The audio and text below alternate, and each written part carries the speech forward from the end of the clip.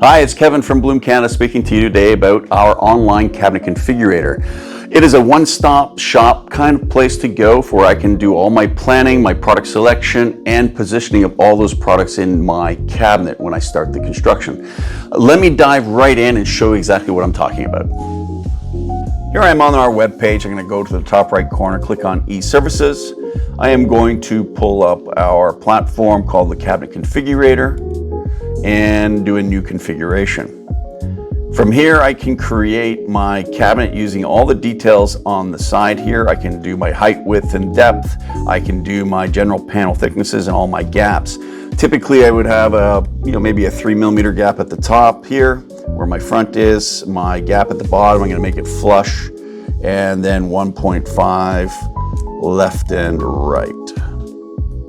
So that way when I butt my cabinets up, I can have a 3mm gap between them, and as well between any fronts that I'm going to create here, I'm going to do 3mm gap.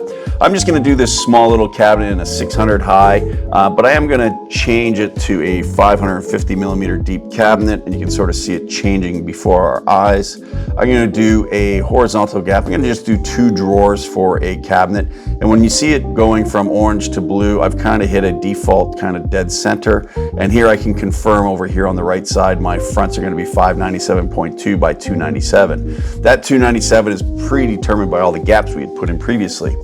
Now I'm going to go into fittings. I'm going to select my box systems. I'm going to slide in a drawer, being it a high fronted pullout or a regular drawer, bring it down here, and now it's going to call out on the product configurator, which we've covered previously. I'm going to select my product, and it's just a warning telling me about any weights and measures that I may have, whether it be heavy drawer or light drawers. I'm going to select the Mariva box system. I'm going to pick the color that I have available, which is Indium Gray or Silk White. In this instance, I'm going to pick the gray. Go next. I'm going to decide here, I'm just going to do a regular type of drawer front. I'm not going to do a sink pullout or any other system there. I now have a choice of these applications because of how tall of the front that I had. If I had a very narrow front, I would just see the smaller drawers. So I'm going to pick the modular height E with a gallery. I'm going to pick no organizational system. It's just going to be an empty drawer, so there'll be no ambi-line within. Anytime I see the next, means I fulfilled all the questions for that application page. Hit next. Now you'll see a bunch of choices here for the back, but the A1 continuous is the standard default that we use. I get to choose now what length of slide I'm going to use and also the weight capacity. Because of the depth of the cabinet, I am limited to these lengths. I can go a next size up, but I don't have the depth in my cabinet to do so. So I'm going to do a 500mm at a 40 kilo capacity. I'm going to do the system screws, which we recommend, which are 5mm holes that'll be pre-drilled into the cabinet side before I insert the slides. My front brackets are going to be Inserta, and I'm going to use the Blue Motion, which is our standard default. We can also do the servo drive application or the tip-on Blue Motion, but here for simplicity, I'll just do a standard drawer. I go to next.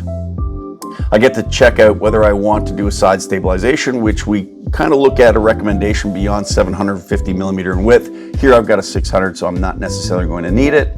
Any front stabilization, which is going to help support a wide front against the base so it doesn't sag, and a nice little cover cap. I'm not going to select either one of those because my systems is pretty short and pretty small. I'm going to apply this, and you can see it populating all the CAD data behind our system in there. A simple way to get that same drawer up and above is hitting this copy, and it easily places it. Now I've pretty much filled my little short cabinet here. I'm going to go to the result here on the left side, and I'm going to get all the criteria and all the information that I've just planned on a front page. I am going to see a rendered view of the cabinet in 3D format, which is kind of backing up all the CAD data that I've just mentioned is going to be involved. I am now going to look at my application details. That's all the information we've entered in manually. My parts list, these are the parts that I'm going to need to order. There's a regular drawer by drawer list or an accumulated list telling me all the parts that I do need. Planning design, these are all pages and excerpts that come from our catalog. That's great, but I'm going to show you something even better. I have a cut list, all the parts that I need to have cut and finished dimension, I have a cut list accumulated, all the parts that I need to cut and how many. Manufacturing, these are all the pertinent details if I was going to plot this, let's say with a pencil and paper. But right here on the right side, I'm going to export this data. I have all the options here. I'm going to check off everything but the barcodes, and I'm going to download it as a PDF. This is where all that magic happens. From here, the PDF is going to show me everything I need to do to start the manufacturing and assembly of my cabinet. Here's the rough dimensions. Here's all the criteria. This is what's in it. Now I'm going to zoom past everything else here, which is all the planning instructions which we get from the catalog.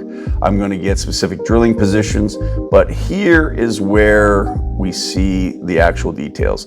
These are the draft drawings that show me here. Here's a cabinet top panel, all the criteria. This is going to be my bottom panel. Now this is my left cabinet side. This is showing me all the drilling positions and where they have to be. And with our assembly devices that Blum has, those are easily drilled into the cabinet. And there is the right side. Now I have the drawer bases, I have the drawer fronts, as well as the drawer backs with any pilot holes necessary. So as you can see here, Cabinet Configurator is giving me the full picture of my cabinet as I want to create it in the real world here. The product configurator is just giving me a snapshot of an individual product. Cabinet Configurator is giving me everything in one, and now I can start building. Thanks for watching, and I hope to see you soon.